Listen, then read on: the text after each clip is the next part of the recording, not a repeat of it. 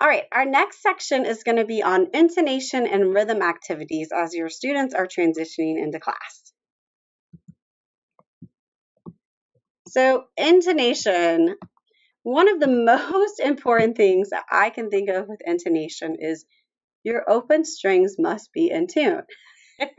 That sounds really silly, but I've gone to and watched many groups at LGPE, and they have an hour warm-up time. They get on stage, but their open strings aren't in tune. And that's really what the warm-up room is. It's the tuning room, as I heard one of my colleagues say, and really making sure that you're tuning those strings that you're going to use every single day. I know it's a lot of kids. I know it's a lot to do, but their instruments must be in tune because there's very little chance of their left hands ever being in tune if their open strings aren't in tune. Another great intonation strategy is teaching using rote patterns, rote tunes, and then changing the keys. For example, teach them Mary Had a Little Lamb in D. Now make them play it in B flat. Now, so giving them a different starting note to play the same familiar tune. We use lots of rote I play, you play at the beginning of class. That's how I usually start my classes. And actually, I like starting class like that because it just draws everyone in. Everyone's doing the same thing, and then we're all off into the races. It also works on those ear to hand skills, helps them really listen and focus for intonation and being able to respond and hear back. Tuning tone or hide in your neighbor's sound is one of my favorite intonation words and activities. So what I mean by that, when we're tuning, I ask students to start at the tip and use a nice tuning tone. And by tuning tone, I mean like a cotton candy tone, a light fluffy tone over the fingerboard, light bow weight. I believe Chris Selby uses that a lot in his book. One of his method books, he talks about using tuning tone. I think it's the Successful Habits book. And tuning tone is something we use every day. When students are tuning a pitch, they'll start just sawing away and they end up bending the string and all this, and you can't really hear the pitch center. And so I'll say, wait, stop, do it with tuning tone. Immediately we can hear that lock in. We also do something called hide in your neighbor's sound. So let's say we're tuning the F sharp on the D string and they're playing too loud, or they're just not, kids will just start playing and not always connecting it with their brain.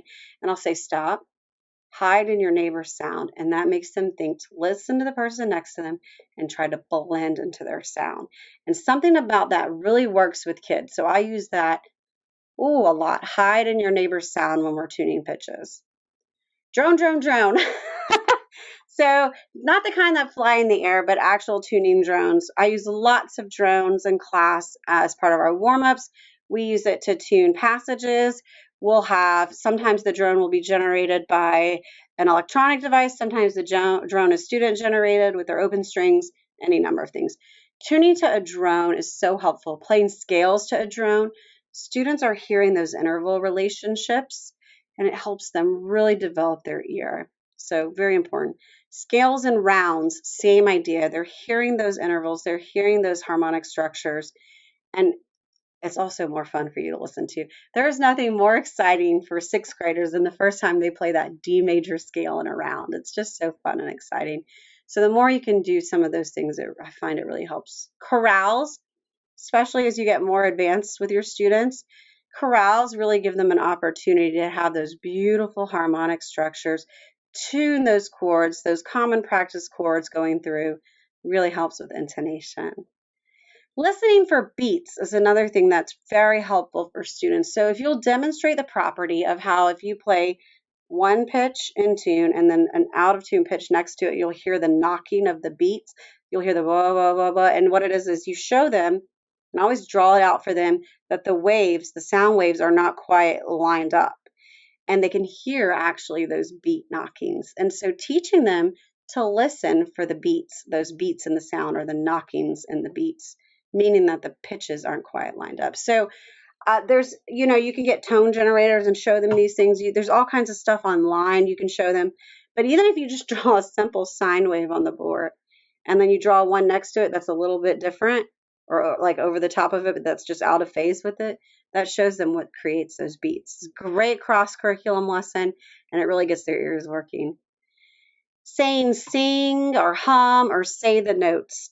Charles Laux, I saw him say that he says to his students, say the notes, but he'll actually sing them like D, D, D, and then he'll sing it and they actually do it even though he says say. So if your kids don't like the word sing, or you can have them hum or anything to get them, singing and audiating those pitches. Oftentimes, the younger we start that, the more comfortable students are with it.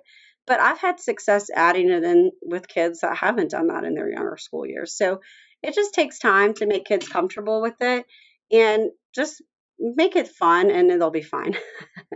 Again, using the snake, I love that game. Like for pitch, it's great. Like we'll go down the row, F sharp, next person, and they just do it in time.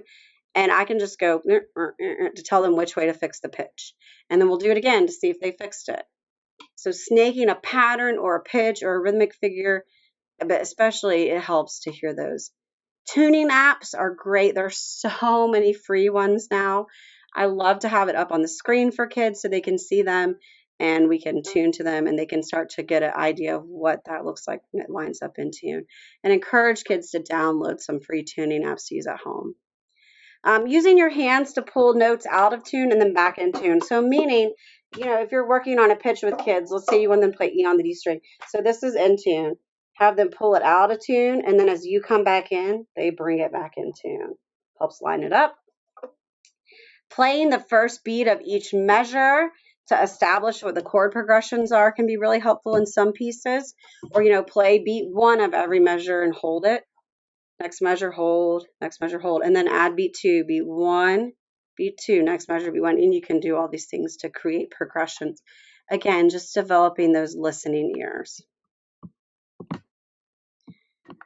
For rhythm, again, counting systems are super personal for people.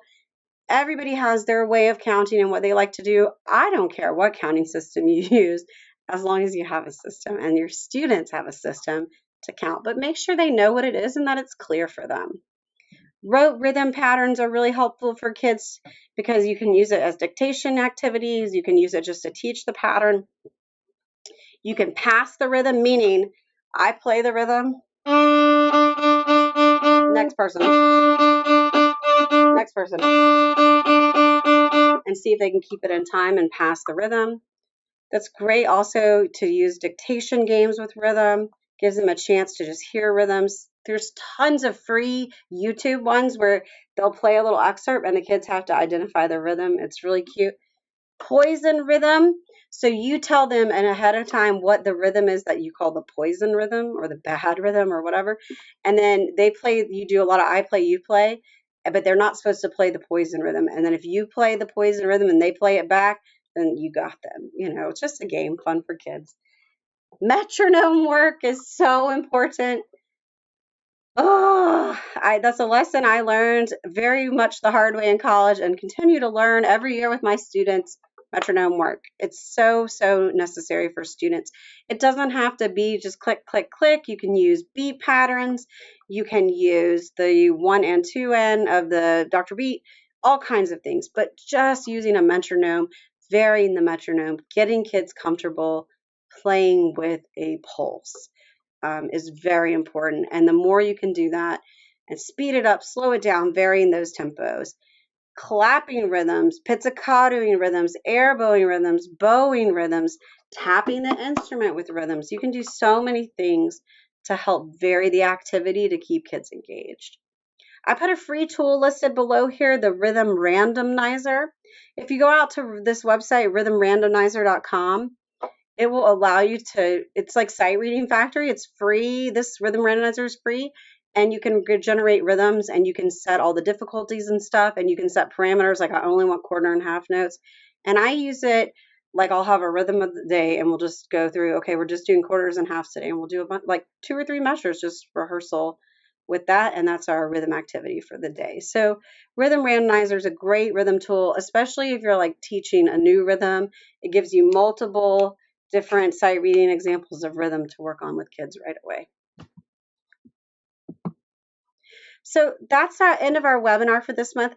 Please go onto our discussion post, share some of your great ideas for intonation activities, rhythm activities, posture activities, or how you establish classroom routines. We're excited to hear from you and look forward to all your great ideas.